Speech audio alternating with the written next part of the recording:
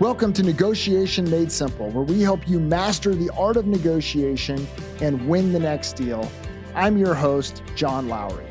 On this episode, I am pleased to feature Walker Thrash, a new author whose book was released yesterday called The Dealmaker's Will. This book is a story about a mentor and a mentee who together share lessons in putting deals together and making high-stakes deals come together and happen. Now, through this story, there's lots of lessons learned about negotiation and about business and about how it is that deals come together. It's a story that I think is critically important for all of us to hear, and it's a story that I know that you will benefit from. And I'm excited about introducing you to the author right here on Negotiation Made Simple. Let's jump into this conversation with Walker Thrash, the author of The Dealmaker's Will.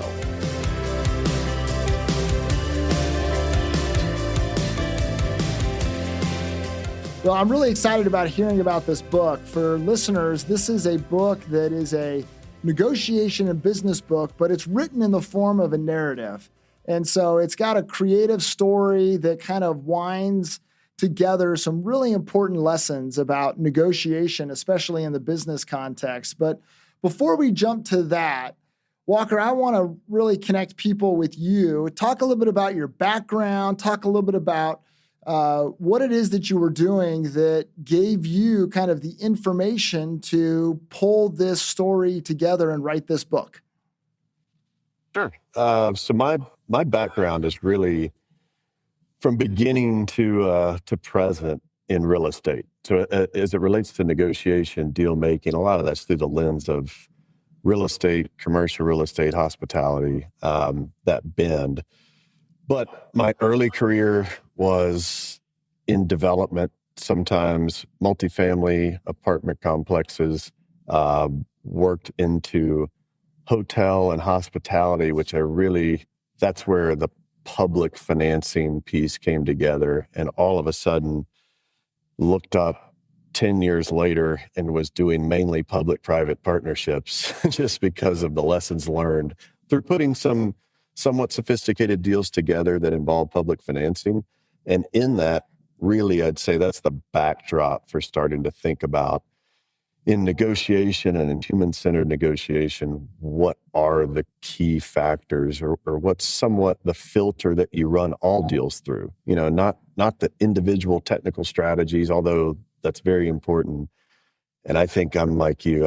I've read every nonfiction self-help book on the shelf when it comes to this subject, and I love them. And there's some super valuable things in those books. But I really gravitate toward a simple mindset entering the room, which are from 30,000 feet, kind of what are the big picture themes to think about as you walk into a negotiation. So commercial real estate background, those deals tend to be very kind of high stakes deals.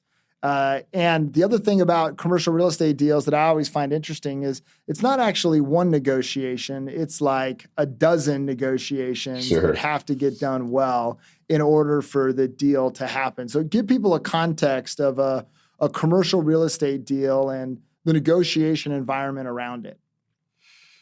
Well, you're right. The deals are often, the larger the purse gets for the deal, the more dynamic it gets. And so there's typically multiple levels of negotiation, some very straightforward and handled in 15 minutes, and some that if you handle them in 15 minutes, it's to your own detriment. They need to be coddled a little bit and brought along the way.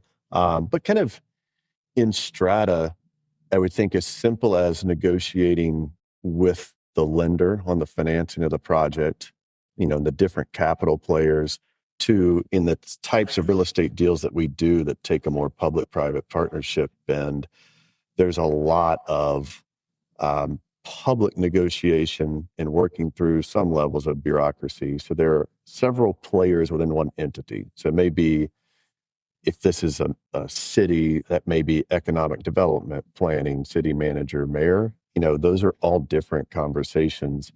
And what you find, just like any organization, there can be disparate parties there with different interests. Well, I've told several people if I if I had to do it all over again, I would love to be in the commercial real estate business because it blends this idea of vision and creativity in terms of the project. Then there's kind of the negotiation and the business side, and you also can do very well financially as well. So it's a really interesting kind of business to be in. How did you get into it? How did you move into that world? Well, I mean, if you go all the way back to school, I was a finance major. Thought I might want to get into stock brokerage at an early run. My family was in real estate. My father, really his background was buying and selling, quote unquote, flipping apartment complexes. So I got an early run in my early 20s doing a little bit of that and working directly with him. From there, I really think in the commercial sense, working from, the simplicity of buying, selling, and just trying to turn a profit to how do we create extra value within a deal between all the parties. I think that's where somewhat I would say graduated into in different projects is that there's a lot of people that buy and sell real estate. There's not a lot of people that work through kind of the long, prolonged pre-development projects that we do. Oftentimes the projects we're working on, we're in it 2.5 years before there's a shovel in the dirt. It takes a certain amount of patience, but at the end of the day, I'm also looking for less competition. These are liquid markets we're in, Sure. sometimes large urban environments. Differentiation is a key. And so where there's less players, there's typically more opportunity. Good deal. Well, let's start talking about the book a little bit. Tell us, what were some of the experiences that kind of led you to the Deal Maker's Will? Well, real estate's I won't say it's a game, it's a business, right? But there's a lot of interplay and back and forth. And the book, if you boil it down, I mean, it's kind of that age-old story. You've got mentor and younger real estate professional he takes under his wing. His intentions may be a little murky in that conversation as you go through the book, but I'll say I've had several mentors along the way. I started young, and the benefit of young is you got all kinds of energy to waste. I was sitting in several rooms and deals that never came together, right? That's part of it, cutting my teeth, so to speak. But I found some people that were very gracious along the way that kind of picked me up and said, hey, you could look at it like this. Or what if we took a different angle? Hey, Walker, maybe you'd think about it differently. I also had several people that taught me lessons the hard way by leaving me empty-handed as we walked through a project together, right? Anytime there's enough sums of money, greed can play into it. Sure. And those were learning lessons. I would call both sides of that, either if they had my best intentions at heart or not, somewhat mentors along the way. But real estate's such a I would like a human-centered discussion because you have it's a trade of dollars and cents, right? Ultimately, any negotiation that we're talking about, you're talking about dollars and cents, but you have personal interest at heart. You have aspirations of a developer. You have maybe aspirations of a city, of what their vision is, and you're trying to tie these things together. And what's interesting I would say in our deals in the public-private sense is we don't have the luxury of doing one project with a city. It takes way too long to build those foundational relationships. So the deals we're trying to do 3, 4, 5 projects back to back. So if you leave that table with any party feeling somewhat disenfranchised, we've hurt ourselves. Yeah. Well, I love that notion of, being left empty-handed. I think all of us have kind of had that moment where we felt like that in terms of being kind of empty-handed. And those are really, really good moments of growth and learning because you look back and say, okay, what were the decisions that I made? What were the moves that I made that made me vulnerable to this situation? And we learned that lesson the hard way, that just because we're nice and we treat people one way doesn't mean that we're always going to be working with people that carry those same values or are willing to do the same things. And that's an important moment for negotiators to recognize because it then puts in context some of the strategies and ideas about how to make really wise decisions, even though they're uncomfortable. They're really, really important in terms of protecting yourself in this process. Sure.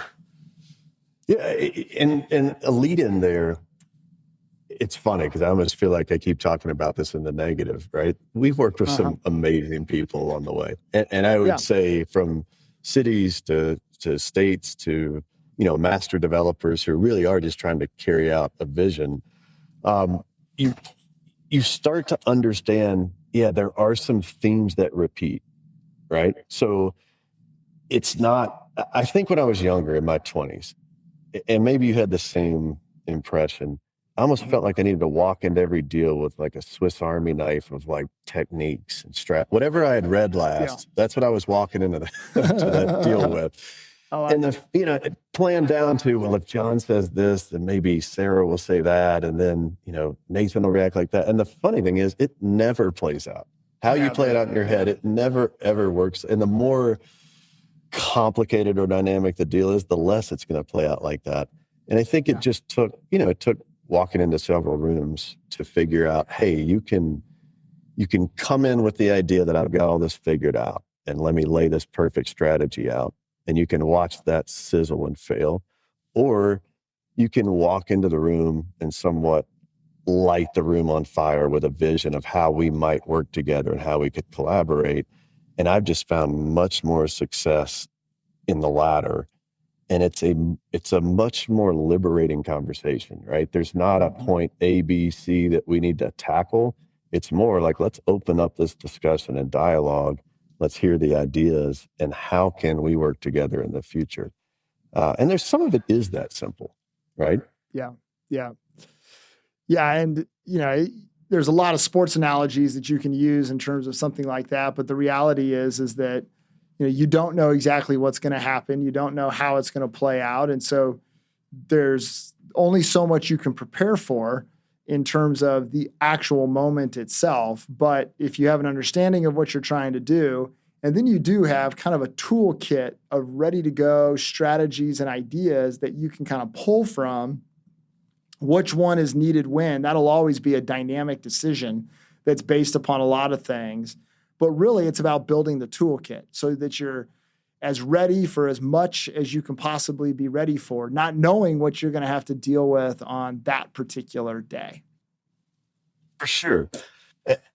And to that point in toolkit, I think I've been a victim of this. I have overcomplicated that discussion before in the past. And I think some of that toolkit, you have to learn through experience, right? You can read and digest as much as humanly possible, but you really do, you learn along the way. And I think there's no greater teacher than activity in whatever your field is. If it's law, if it's real estate, whatever that may be. I mean, there's some level of it that the best teachers to get out there and do, fail, figure that out, and keep moving forward. But yeah, I'd agree with you. There's absolutely tactics and strategies that have to be deployed. So tell us about this book. Why this book and why now? Well, I wrote the book during COVID, and I think that's, so that started a while ago. I thought that was going to be an easy venture. Now, years later, through several different iterations, here we are. But I think for me, then it was a departure, right? Real estate was tough. I mean, if you want to deviate from just the pure discussion of negotiation at that point in the market, nobody knew when that was going to end. And we had a portfolio full of hotels with no occupancy. So there was, it was a great time to sit down and be a little reflective. And I really say I wrote the book for me 15 years ago. Like, I wish I would have thought about some of these bigger themes at that point in my career. It would have saved me some time and money. But it was interesting to say, if I've got to reduce this down to just a handful of rules, what are the most important as I see them? And nobody would agree on, if you only get 5 to 10, and in the book there's 7, if you bring 10 people in a room that are negotiators by trade, no one's going to agree on all 7. But I think you'd see truths through everyone's conversation that there's at least some parallels in these rules. because they're not so tactical in the event of, if this happens, then XYZ. It's more, why don't you view the situation through a few lenses and give some perspective and be able to open up the room and kind of, I would say, simplify the process. So oftentimes I feel like it's easy to complicate this discussion when really, if you're going to walk into a room and feel comfortable, a simple set of rules, or at least a simple set of ideals, is just the easiest starting point. You bet. Let's talk about some of the themes of the book. The book is called The Dealmaker's Will, comes out November 3rd. Excited about having it hit the shelves and people kind of reading this story, and through this story, learning a lot about negotiation and business in particular. I want to go to this idea of will. I'm really intrigued by that. Tell us, what does it mean, the idea of will, in the context of your book? Well, there's some blatant double entendre there, as in one of the characters is named Will. But Okay. the idea in will, and the deal maker's will, like the will to move forward, the will to succeed, the will to just see a deal come to fruition, so much of that bleeds back down to kind of what we were discussing a little earlier. You can read all of the volumes on this you want to. And if you have all that information and you don't do anything with it, what's the point, right? Number one is you just have to be active in whatever market you're in. There is no greater lesson learned than, like I said, winning and losing in some of those discussions. And I think the will of either entrepreneur, deal maker, negotiator is to see the thing through to the end. And that's such an important part, because sometimes, as you well know, what was going to be a week takes months, and there's several off ramps along that conversation. And I just think the people that are successful in those endeavors, the off ramps aren't options for them, right? They're going to see it down to the end one way or the other. Sure. And the way I like to describe it is, sometimes you need irrational confidence, where maybe nobody in the room sees this deal coming together. But for you to make it happen, you have to remain confident and continue the pursuit of the deal, even when it might not be very rational. And it's amazing how I've just seen it so many times where people are rewarded for their irrational confidence. And when everyone else said no, they said yes, and they ended up being right. It was possible. They could get the deal done. That's a wonderful way to say it. It reminds me a little bit of, there's an idea, I think, an erroneous idea, that the most successful people are also the most talented people in whatever space that they're in, whatever field that there is. I don't find that to be true. I find that the most successful people in whatever field they're in are the ones who just ardently work on that deal. And oftentimes the ideas may not even be born from them, right? But when you leave the meeting, when some people are thinking, hey, that was a great idea, I think the successful deal makers are leaving the meeting thinking, that was a great idea. How am I going to implement that tomorrow? And I don't think you're born with it, right? Yeah, I think this is something you learn over time, and it's from watching deals evaporate that you don't see through to the finish line. So what are 2 or 3 principles from the characters in your book about making deals and being successful in this process? Well, I like to explore the idea of authority, because I think that's an interesting, it's somewhat of a buzzword used. You hear empathy and authority used a lot, I think, in negotiation. But what I would put it is this way: you can have authority in any conversation. I firmly believe that. And you can also cede authority to others in the room. So like, put that in a practical sense, if you and I are talking, John, I'm going to assume and acknowledge, if we're talking legal matters, you're the authority, right? If we're talking real estate, down to the financing of real estate, I would assume I'm the authority in that conversation. The problem is, I think oftentimes people are leery to acknowledge other people's authority within the room to their own detriment, to where if I say, hey, John, I know when we get down to reducing this to paper, I want you doing that. Like, I have no business writing this agreement, but if we're what I'm looking at right now, we got two options of how we're going to finance it. And I really like this option A because I've worked with this guy before and I've seen this deal play out. You're going to be comfortable that, okay, Walker, that's a conversation you can have. That is your authority. And I've acknowledged the fact that once we get past this step, I'm willing to hand that mantle right back to you. Mm-hmm. And that's that's a nuanced piece of that concept, but I find it to be so true and so underutilized. Yeah, the authors of Getting to Yes, which is probably kind of the Bible of negotiation, they talk about this idea of objective criteria. And there are moments where, sometimes I think people are too hungry for the objective criteria. They anchor to it too tightly. But there's also moments where you do have to recognize and you do have to listen in moments where someone has more experience, knows more about whatever the substance is than you, and being able to take that and then absorb that into whatever solution that you're able to work out. And it becomes almost a psychological problem to where if you don't do that, then you're at a place to where you run the risk of looking really stupid if you're going to try to be smarter than the person in the room who is smarter than you on that particular issue. But That's secondly, great. You also run the risk of offending them in terms of disrespecting their knowledge. And as a result of that, the absolute 100% thought that will go through their heads is, who is this arrogant person sitting across the table from me that thinks they know more about this than I do? And I have had that moment so many times where, very arrogant people, they think they're right. There's absolutely no chance that they can be wrong.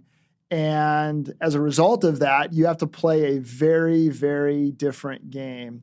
And it was actually a governor of Tennessee, Governor Bill Haslam, that I interviewed on another podcast. And he said, one of the things you have to remember, and he was saying this from the perspective of politics, where this is not a popular opinion. But he says, one of the things that I learned early on in my political career is that the other fella might be right. And he says, you always got to keep that in mind when you're putting deals together, is that the other fella might be right. And so you got to be careful with that. And so this idea of authority, the way you described it, really reminded me of that. And I think it's a powerful lesson. Let's drill down. I like objective criteria that's a good one because it's important.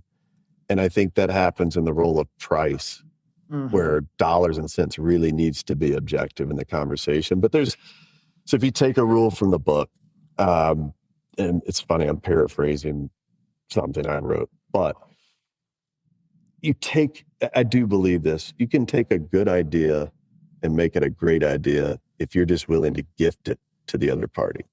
If you're willing to let them have that idea.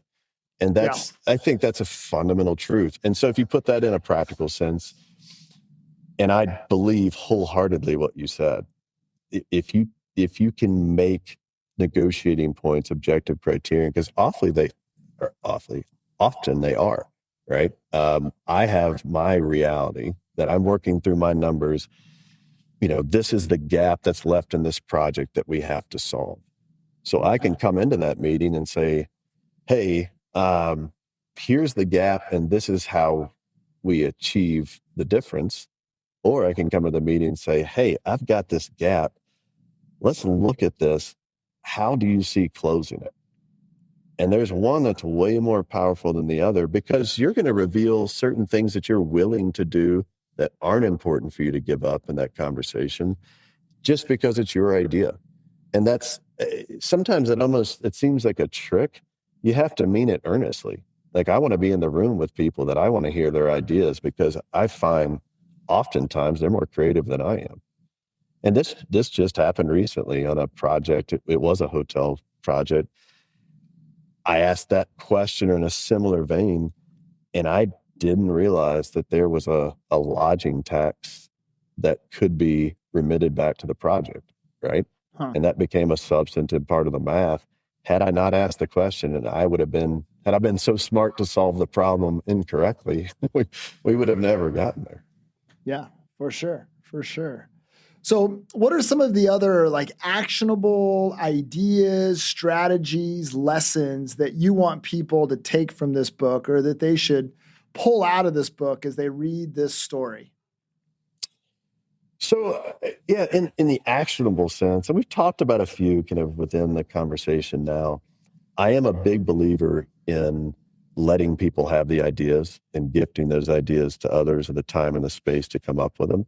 Um, but another really important actionable item, and this seems more ethereal than it is, but you need to know your value in the deal and understand that your value somehow makes that deal unique. And I'll say that in terms of this is really important. I think the younger you are, or maybe even more inexperienced in whatever field you're in, is I found myself more than once, years ago, sitting in a meeting and wondering why I was there and feeling privileged to be at the table. And the reality is understanding that you have a reason for being there. If the party wasn't interested in you sitting at the table and trying to arrive at a deal, you wouldn't be there. It's an important notion because it allows you to bleed into things like discussing authority or opening up those ideas. And value is just an important one. So Walker, the book is called The Dealmaker's Will. Tell us about this story. It is that age-old conversation between mentor and young entrepreneur. And there is a deal at hand from beginning to end. And again, it's a little murky about where that deal is going to end up or maybe who the players are. And that's purposely so you can work your way through the narrative. But it really walks through the kind of wise, very, time-driven, older mentor nurturing, so to speak, this younger entrepreneur who's frustrated with this kind of endless loop he keeps playing of investing in things, working too hard, never seeing the fruits of his labor. And it's the kind of subtle tweaks to the approach that ultimately, well, I'll leave whether they end up at the deal that we're talking about or not, but really kind of just adjust his mentality and his thought process that 15% that changes the outcome substantially. And some of it is walking through individual deals in the book. And those, you mentioned multiple levels of negotiation that happen within a certain real estate deal. There's definitely that. Several different parties at play and different negotiations that allow these rules to come to bear. But ultimately, there's 7 rules defined within the book that Julian Darrow, the mentor, imparts on Will Powell that allow him, I would say just to see the world of deal making a little differently. So Walker, in the book, you talked about Julian Darrow and some of the lessons. I think we've talked about a couple of them, but let's round that out and make sure we capture for listeners the 7 lessons of Julian Darrow that you want people to take with you and that will be waiting for them in this book, The Dealmaker's Will. Sure, I'll just list them out. We'll bullet point them. Sure. One is to be active and take action. And without that very actionable rule, the other 6 don't matter. Number 2 is everyone is self-interested. And if you can serve their interests, it helps achieve yours. I believe that to my core, having worked through several real estate deals.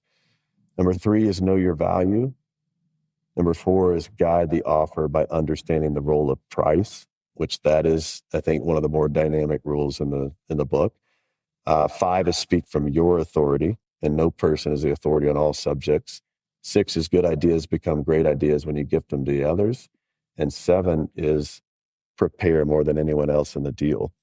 And there's some levels under that about that preparation, I think, that are important in the way that it's handled in the book. So there's some really just incredible insights there. I love your thought about the idea of activity. And activity is valuable because activity is where the learning happens. And that's so critical to kind of be doing things and to be out there And I know this one self-help author that talks about how, it's really important to get out of your house.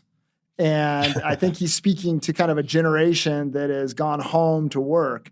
And he said, Right. even though you might work from home, you have to get out of your house, because getting out of your house and meeting with people and talking with people and doing that, that's how you learn.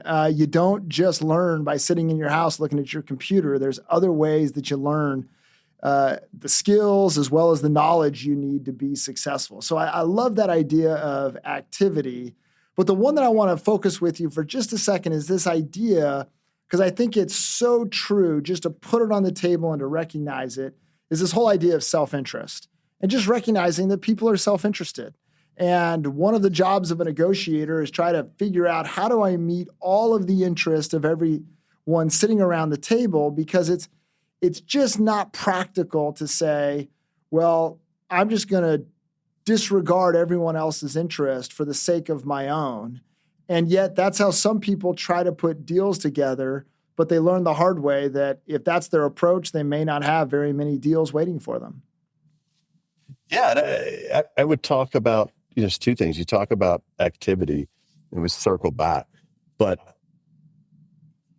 I would say, I've got to imagine you believe this is true. Like, in doing the podcast, think of how many new relationships you've made just by being active that you would have never made had you not done it.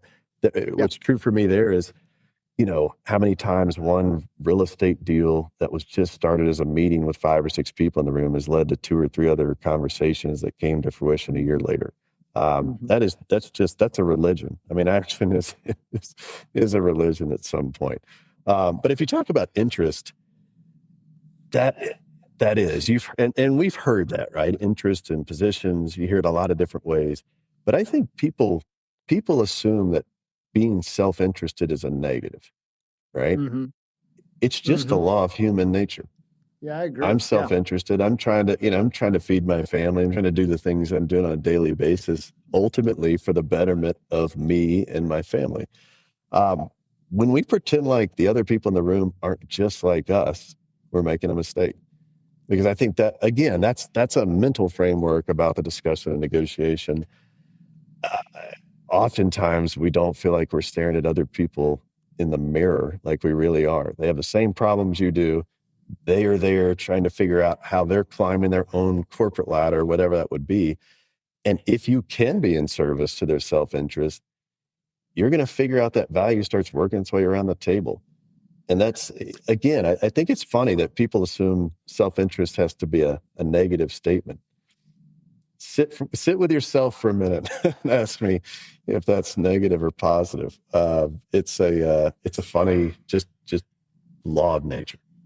It just kind of, it is what it is, right? That's like right. You're not going to be able to work around it. And whether people acknowledge it or not, it still is, in terms of something that's going to be a factor. Ego, for example, a lot of what I've shared with is that, ego is the number one decision-making factor, and ego is a result of people's self-interest. And it is a critical decision-making factor when people are deciding to do a deal or to not do a deal. Yeah, these things interweave a little bit sometimes. And we talked about acknowledgement and, back to the discussion of authority. Sometimes someone's self-interest is simply having a seat at the table and feeling like their opinion is heard. And when it is, just being included, they open up and they're laying out new ideas for you that they were not going to lay out until you did acknowledge their value in the meeting. It can be that small. And sometimes conversations that small turn into the biggest parts of the deal. So I'm intrigued. Your story is based upon a relationship between a mentor and a mentee. Talk a little bit about, my guess is there was some inspiration behind that, and tell us what you can in terms of how you got to this, how you crafted this relationship, and what is special about it from your perspective. Again, I'd say I've had several mentors along the way. I think Julian Darrow is the older gentleman that's the mentor, that's seasoned, very well off, and you can just tell right out the gate he knows it cold, right?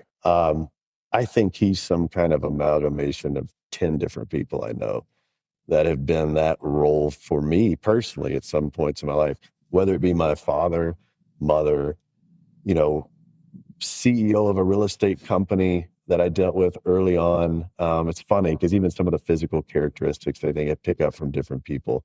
Hmm. But were it not for those people along the way that did somewhat take me under their wing, I just wouldn't be as far along, like in my Sure. personal career, right? No, you never arrive. I'm never going to arrive at wherever I think that successful point is, right? But I'm a lot further today than I would have been had they not been in my life. And there are just invaluable meetings. Like, I don't know if you can remember 4 or 5 just one-on-one or two-on-one meetings you've had in your business career that you walked out and thought, damn, these guys are thinking about this at a different level than I am. Right. Yeah, And that, for sure. those were impactful meetings. Yeah. Well, ironically, one of my mentors happened to be a commercial real estate developer, one of the most significant commercial real estate developers here in Nashville over the past couple of decades. And one of the things that Pat Emery constantly poured into me was this idea of really thinking about the bigger picture and constantly having the bigger picture in mind and recognizing that other people that are coming to the table, whether they're coming as a finance partner, whether they're coming as a community member who has an interest in the property, whether they're coming as a elected official who is looking out for things from a political perspective, regardless of how they come to the table, your job is to think about the bigger picture and how to work towards a bigger picture that kind of works for everyone. And so I want to ask you a bigger picture question and connect this book to people and their self-interest. And so as you think about this book, like, tell me where you see the connection between the dealmaker's will and someone's long-term success. What's the big picture that you see there? Man, that is a heavy question. So I wrote it as a novel, not a parable, right? The Uh-huh. idea was not that this isn't just kind of like a fictional tale set over some bullet points. I really tried to write a story beginning to end. Okay. And I hope in that endeavor that the reader takes from, these rules and this story and how it's all interwoven, that this can be more simplistic than the way that you may be thinking about it now as far as negotiation and deal making, that instead of trying to constantly add to your list of 100 strategies and tactics that you have, I think you said it this way, like big picture thinking. If you can step back from the situation and really run it through the filter of a few rules, then you can walk into a meeting, and this would be my hope after someone read the book, that the next meeting that they walk into that meeting less with a bullet point of this is what I'm going to accomplish, and more with the singular objective of opening up the conversation and collaboration with the confidence of a couple of rules laying beneath that. Because I do think, and I'm guilty of this, John, as much as anybody, you can overcomplicate this stuff to no end. Sure. And eventually you've drawn out the perfect diagram on paper that's never going to work. Yep. Yep. For sure. For sure. So the book is called The Dealmaker's Will. Walker, we've only got time for a couple of questions left. Let me ask this one. What is the key takeaway that you want people to leave with having read your book? Get in the room, be active, and simplify your approach. You'll be better off for it, and you'll have more fun doing it. Sure. Yeah, that's great advice. And tell us, where can people find the book? How can people connect with you? So the book releases November 3rd. It'll be available in bookstores, Amazon, everywhere that you would expect to find it. And I really just hope that you pick up a copy and enjoy the read. It was meant to be enjoyable and not something you've got to grind through. Well, Walker has sent me a copy, and I have started the beginnings of it. I'm really excited about reading it. I encourage everyone to get out there and to read this book. Those 7 principles, I couldn't affirm them more. Those are critical negotiation skills, and to see them play out in this mentor-mentee relationship and the story around that relationship, I think can be a great learning experience for everyone. So I encourage you to get out there and to find this book. Walker Thrash, thank you so much for being on Negotiation Made Simple, and really excited about the launch of your book and to see where it goes and the impact that will have on people's negotiation as well as their professional lives. John, I really appreciate it. I'm a long-time listener now as I run, so it's fun for me to be on the podcast. I'm honored. Well, good deal. We'll do some more of it, and eager to have you back soon. Thanks, my friend. I hope you'll go pick up your copy of The Dealmaker's Will. I think this is a book that will benefit all of us. This conversation with Walker has just been full of some really interesting insights that I think can benefit us as we think about how to become more effective negotiators. I was really intrigued by that idea of authority and recognizing that when negotiating, you may be negotiating with people that actually know more about something than you do. I know that's hard for some of us to appreciate, but the reality is that all of us cannot be an expert in everything. And Walker's idea of acknowledging that authority and using that authority that the other person has in a way to where you try to accommodate it to put a deal together, I think is a powerful and interesting insight among many in this new book, The Dealmaker's Will. I also love the idea that there's kind of this mentor and mentee relationship that really anchors the book. And this relationship is so powerful in terms of kind of exuding these lessons. And I think that's true in our personal lives as well, in terms of what mentors can teach mentees. I know I've learned a lot from the mentors in my life, and I'm grateful for them. And so if you're interested in becoming better at negotiation, if you're interested in learning how deals come together, I encourage you to go read this story. And through the characters of this story, I think there are some valuable lessons for you. Thank you for listening to Negotiation Made Simple, and I look forward to seeing you on our next episode.